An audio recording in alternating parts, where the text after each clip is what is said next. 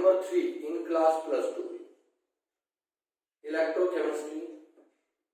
Electrochemistry के अंदर हमने बहुत सारे टॉपिक्स को डिस्कस किया है, जैसे इलेक्ट्रोलिसिस है, इलेक्ट्रोलिटिक कंडक्शन है, फिर हमने ईएमएफ ऑफ सेल के बारे में बात की, इलेक्ट्रोड पोटेंशियल के बारे में बात की, effect of temperature and concentration on the electrode potential. इस वीडियो लेक्चर के अंदर हम बात करेंगे numerical problem on which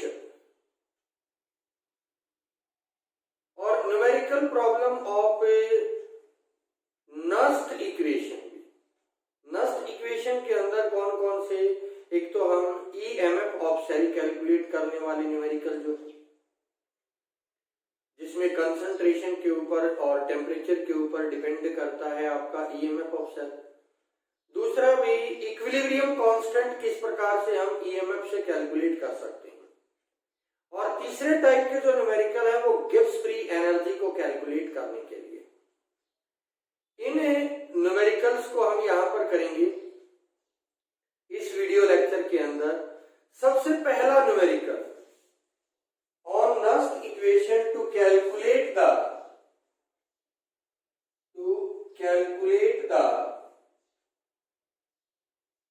EMF of cell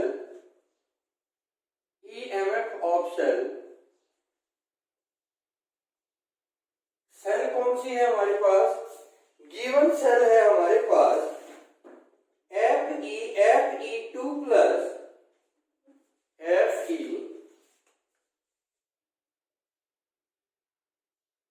Fe2 plus इसकी कंसंट्रेशन है 0.001 m। उसके बाद हमारे पास है H plus at 1 m molar concentration, H2 gas 1 bar pressure के ऊपर और 298 केल्विन टेम्परेचर। इसके लिए हमारे को गिवन है भी standard EMF of cell E naught cell जो है वो हमारे को दिया हुआ है 0.44 वोल्ट। अब आपने ईएमएफ निकालना है। नस्ट इक्वेशन हमारे को बताती है E cell is equal to E naught cell minus 0.0591 divided by n।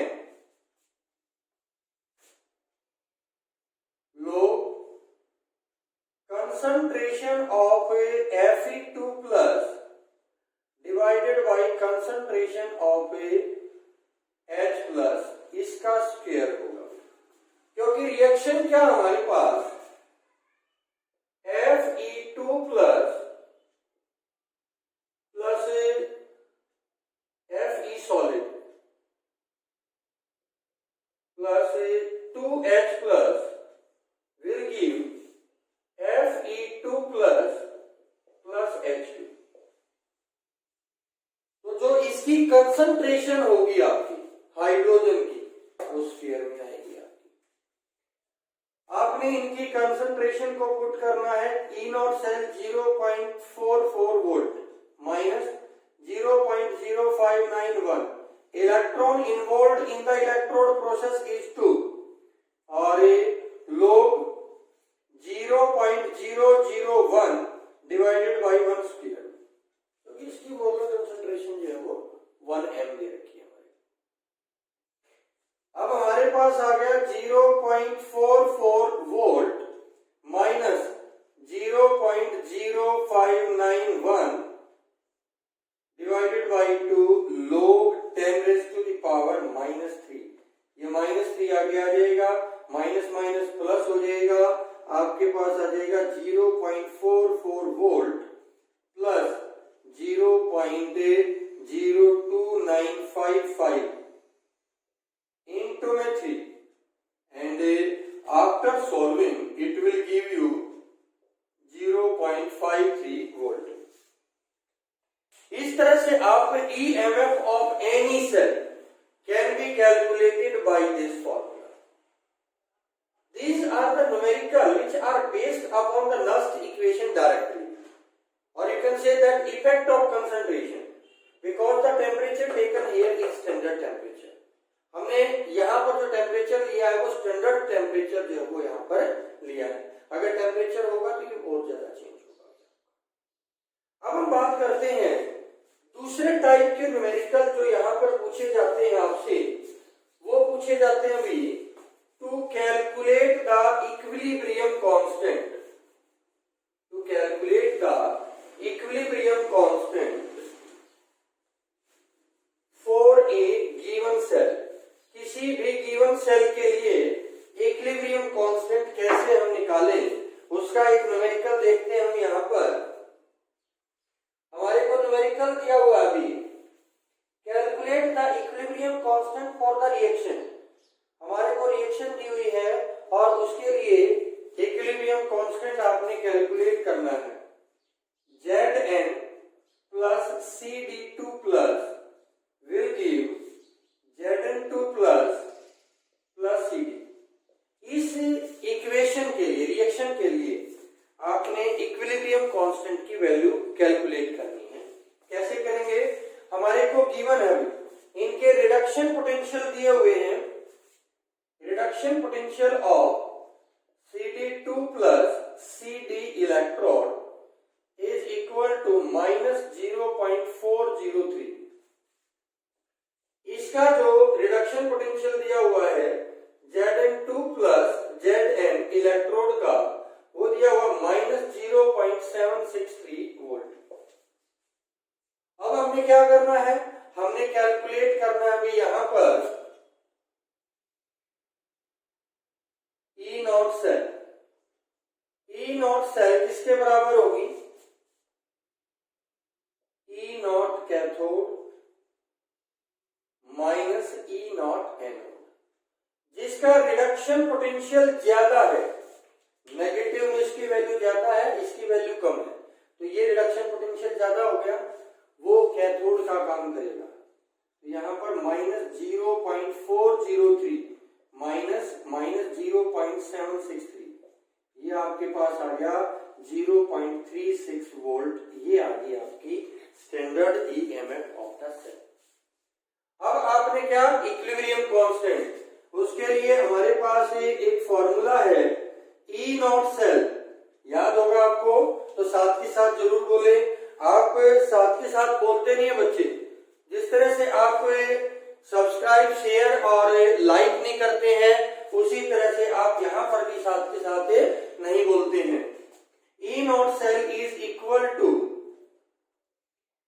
0.0591 divided by n log Kc, equilibrium constant.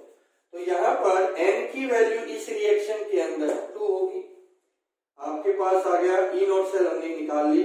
0.36 is equal to 0.0591 divided by 2 log Kc, और log Kc की value हमारे पास आ गई 0.36 into में 2 divided by 0.0591. इसको solve करेंगे तो log Kc आ जाएगा. Kc निकालना है तो हमारे पास आ गया anti log 0.36 into 2 divided by 0.0591. इस तरह से आप सॉल्व करके जो है वो कैलकुलेट कर सकते हैं Kc, इक्विलिब्रियम कांस्टेंट की वैल्यू. तीसरे जो टाइप के न्यूमेरिकल है बच्चे आपके, वो है we to calculate the Gibbs free energy. To calculate the Gibbs free energy. For example हमारे को क्वेश्चन आ गया भी, calculate the Gibbs free energy of following reaction. हमारे को रिएक्शन दे दी उसने Zn plus Cu2 positive will give Zn2 positive plus Cu. इस रिएक्शन के लिए आपने गिब्स फ्री एनर्जी कैलकुलेट करनी है। हमारे पास delta G is equal to, delta G इसके लिए गिवन है हमारे को E naught cell is equal to 1.1 volt. E naught cell जो है वो 1.1 वोल्ट दे रखा है। Delta G is equal to minus n F E naught cell, delta G naught is equal to minus n F E naught cell. अब n number of electron, इसमें 2 electron involve है, 2 into Faraday constant 96500 coulomb into E naught cell हमें दिया हुआ 1.1 volt. इतने joule energy आ जाएगी delta G की value. इस तरह से आप डेल्टा जी कैलकुलेट कर सकते हैं। डेल्टा जी आने के बाद आप कैलकुलेट कर सकते हैं equilibrium constant. Delta G is equal to minus 2.303 RT log Kc। इस फॉर्मूले के द्वारा आप इक्विलिब्रियम कांस्टेंट भी कैलकुलेट कर सकते हैं। तो ये थे भी आपके इस तरह के न्यूमेरिकल जो है वो आपसे पूछे जाते हैं नस्ट इक्वेशन से रिलेटेड, और बहुत बार पूछे जाते हैं बच्चे इस सेक्शन से। इस यूनिट के अंदर न्यूमेरिकल पूछने के चांसेस बहुत ज्यादा होते हैं आपके बोर्ड एग्जाम के अंदर और कंपटीशन एग्जाम के अंदर। तो ये था भाई आज का न्यूमेरिकल सेक्शन इस यूनिट का। Now next time we will start our 4th unit, that is chemical kinetics. हम 4th यूनिट को जो है वो स्टार्ट करेंगे केमिकल काइनेटिक्स को, ठीक है।